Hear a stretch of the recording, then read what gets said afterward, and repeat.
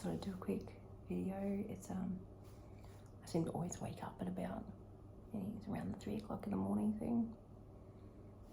That's about 3:30, something like that. Anyhow, it's the beginning of day 4, and feeling pretty good. I feel like the days blur a little bit, which I know happens in hospital. I can't remember which day it is, or like when was the last time I had a pain release tab. They give you Panadol, paracetamol or Nurofen very regularly, which is good. But I must have been, yesterday I walked a lot and I got jabbed with needles and shit a lot, hence my hand. That one was not fun. That's not a fun place for a cannula, just saying quietly. Don't know if you can see that, but there's still a bit of blood under there. Really hurt. Some people know how to use a needle and some people clearly don't. Yeah, he came in, I thought he seemed like he was fairly confident, and yeah, and he literally stuck the needle in and then started moving it around underneath. And so, sorry, the vein's just moving around, and I'm sitting there wincing, going, yeah, I'm actually connected to it. Can you believe it? And ended up having to ask him to stop. I said, can we just try the other hand, another vein? Because there was one here. But they were putting the antibiotics in and my hand all swelled up and it started to sting. It was stinging a lot for like probably a day before. They said that cannulas shouldn't be in for any more than 3 days. That's what one of the nurses was saying, one of the older nurses. She said the veins give up. She said, so you want to pull them out before that happens. So that one I don't think it quite made 3 days, that one actually, because I was pulled out like the end of day 2 or beginning of day 3. That was pretty important. My hand swelled up and yeah, they stopped it immediately and the antibiotics going in and closed it up, took the cannula out so no one else could put another thing in there. And they had one on this side still, so they did that.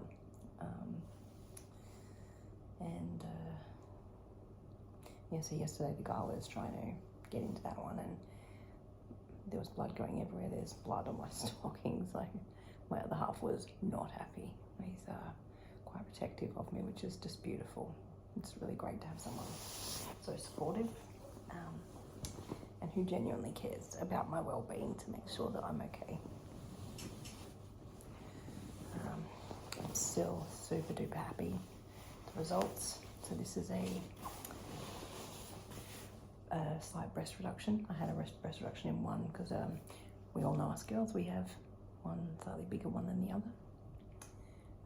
Turns out one of them was 1/2 kilo of loose skin, so that was pretty nuts. Couldn't believe that. 1/2 kilo of loose skin, that's crazy. And yeah, so 1/2 kilo, but they're sitting up, they're really perky. I have feeling I can touch, like I can feel touch pretty much everywhere. I can even start to feel on my stomach. I know you can't see it much in the video, but I will show it more like once. And I'll also, when I edit these, when I get home, I'll put little stills in there so you guys can see what I look like before. When I went in for my gastric sleeve, I was 116 kilos. And then had my gastric sleeve in January 17, 2022. It's only a year and a half ago, year and 3/4 ago. And best thing I ever did, honestly. Nothing worked. Nothing. Tried every diet, like some of us have done. And there were times where I wasn't really trying hard or not doing the right thing. I'm not gonna piss on your back and tell you it's raining and say I did everything perfectly, because I honestly don't think we all do. You don't end up overweight all the time because of not your own doing. Because I think if we're all honest and we keep our records, you do eat the wrong things. You meet the wrong man, you know. And I think part of it, I look back and I think a lot of my weight was also potentially emotional projection. My actual GP, a doctor, said to me she felt that my weight problem was quite psychological as well. She said when you have emotionally abusive partners, your body does what it can to protect you from it. And my metabolism was like at a ridiculous slow pace, starvation all the time. So really, no matter what I did, I couldn't have fixed it. But anyway, on to what you're here for, how I'm feeling. So yeah, early hours of the morning, day 4. I'm feeling pretty good. I did fall asleep. I think she came in at, I think it would have been about midnight or something, and did my antibiotics into the cannula using this machine that's behind me. So they drip feed it into you over half an hour. Oh, QB. Anyone think it's 3 in the morning? Anywho. But she did bring me some paracetamol, and I was so tired last night. I didn't have a sleep at all yesterday, so I think it's really important that you get some sleep during the day. So I'm going to make sure I do that today. Yeah, I felt really tired, like I was hanging to get into bed. So I've been asleep since about 10:20, I think.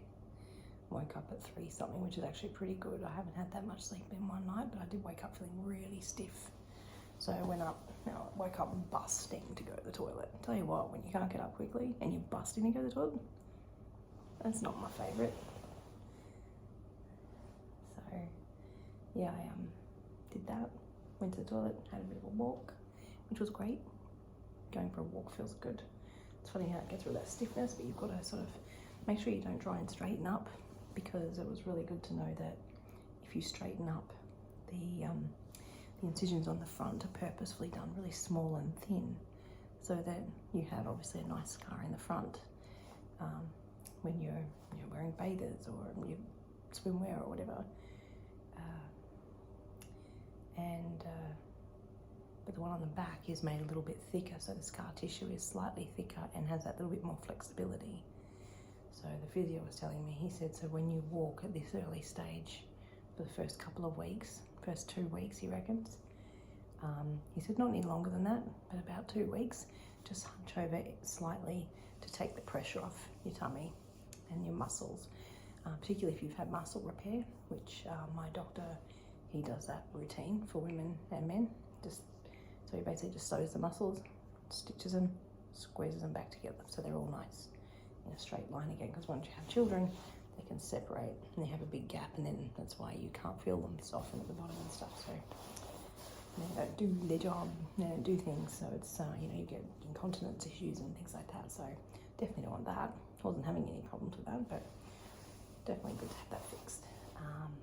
Yeah, so but I'm feeling really good. Making sure, my doctor said, like, I'm trying to follow everything he says I'm doing. I just want to try to get the best results I can for my body. This is a huge thing to do to yourself, and I think we have to make sure we take stock of, this is massive. Don't go into this lightly thinking, it's going to do it, wake up skinny, and then you don't have to do anything. Like, you're going to have to pull your finger out. You're going to have to eat better. Just do it. It's not a magic pill, because if you don't, you'll end up back where you were, which means every second of discomfort was for nothing. And you know what? I don't know about you, but screw that for a joke. I wouldn't have, if someone said to me, do you want to just do this just for fun? No, I wouldn't have. I'd be at home right now with my amazing, wonderful man and my beautiful 14-year-old son, hanging out with them. We're all mad gamers, and I'd much rather be home with them. I miss him a lot, so much. It's a good egg, as they say apparently in the UK.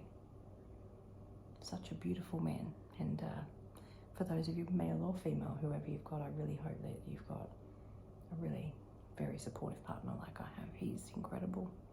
He's come here every single day, brings me anything I want, including chocolate. Winner. So, till tomorrow, or later today, sleep well.